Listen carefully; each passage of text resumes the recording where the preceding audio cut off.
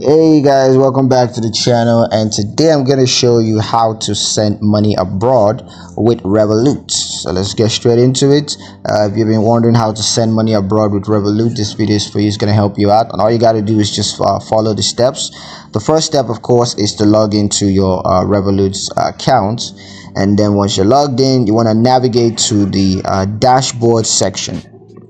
Now once you're there, tap send and select the recipient's country and currency.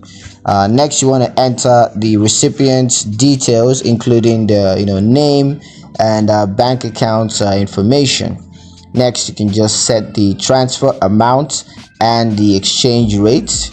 And once that's done, you want to confirm the transaction and wait for the funds to be transferred. So yeah, that's pretty much it on how to send money abroad with Revolut. Super quick video, and I hope you guys liked it. Hope you found the information useful enough. If you did, like the video, comment down below, let me know what you thought. Share the video with your friends and subscribe to the channel if you haven't done so already, and I will see you guys in the next one. Peace.